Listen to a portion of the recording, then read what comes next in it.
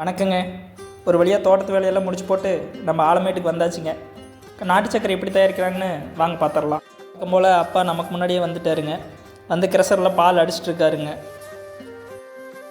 பால் ஃபுல்லாக ஃபில் ஆனதுக்கப்புறம் நம்ம அதை வந்து கொப்பரைக்கு மாற்றிடுறோங்க. நாட்டு சர்க்கரைக்காக பண்ணுறதுக்கான கொப்பரையில் ஃபில் பண்ணி வச்சிட்றோம். இனித்தான் ப்ராசஸே இருக்குதுங்க. ஆலையால் ஒருத்தர் அடுப்பை எரிக்க அதுலேருந்து மட்டி அசடு இதெல்லாம் வெளியே வருங்க. அதெல்லாம் நம்ம பதக்காரர் எடுத்துகிட்டு இருக்காருங்க. கொதி வர பார்த்திங்கன்னா அதுலேருந்து கசடு அழுக்கு மட்டி இது எல்லாமே வெளியே வந்துடுங்க. அதை ஃபுல்லாக க்ளீனாக எல்லாம் எடுத்துடலாங்க. நல்லா ஒரு 1.5 மணி நேரத்துக்கு கொதிக்கும் போதுங்க அது பாவாக மாறிடுங்க. இதுக்கப்புறம் தான் ஒரு கொப்பரைக்கு மாற்றி நம்ம அதை ஆற்றணுங்க. பதம் வந்ததுக்கப்புறங்க இன்னொரு கொப்பரைக்கு அதை மாற்றியாச்சுங்க. நம்ம பதக்காரர் அதை ஆற்றிட்டு இருக்காருங்க. விட்டுட்டோம்னா கெட்டியாயிரும். இந்த கேப்லையும் அப்பாட்ட கொஞ்சம் ஒரு உரவெல்லாம் போட்டுக்கிடுங்கன்னு கேட்டேன். அவர் வந்து சரின்னு சொல்லிவிட்டு நம்மளுக்காக உரவெல்லாம் போட்டு கொடுத்துட்ருக்கு அப்படிங்க. அது நல்லா திரண்டு வருங்க. கொஞ்சம் நேரம் ஒரு 2 நிமிஷம் ட்ரை பண்ணதுக்கப்புறம் அது நல்லா இறுகிடும்.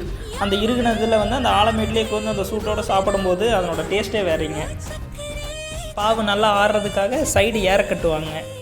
அதை தான் நம்ம ஆலையால் பண்ணிகிட்ருக்கு அப்படிங்க. எவ்வளோ தூரம் அதை ட்ரை பண்ணி அமுத்திட்டே இருக்காங்களாங்க அந்தளவுக்கு வந்து சர்க்கரை நம்மளுக்கு வந்து சாஃப்டாகவும் இருக்குங்க. இது வந்து 2-3 ப்ராசஸ் வந்து இது அப்படியே பண்ண தான் நம்மளுக்கு வந்து சர்க்கரை வந்து அது உதிரியாக நல்ல ஒரு தரமான இதில் வருங்க. இல்லைன்னா கெட்டியாயிரும்.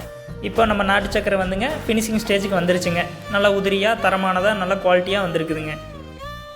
நம்ம தோட்டத்தில் ரெடி பண்ண நாட்டு சர்க்கரை ரெடியாக இருக்குதுங்க. தேவைப்படுறவங்க நம்மளுக்கு காண்டாக்ட் பண்ணுங்கள். மறக்காமல் நம்ம சேனலையும் சப்ஸ்கிரைப் பண்ணி ஷேர் பண்ணி விட்டுருங்க.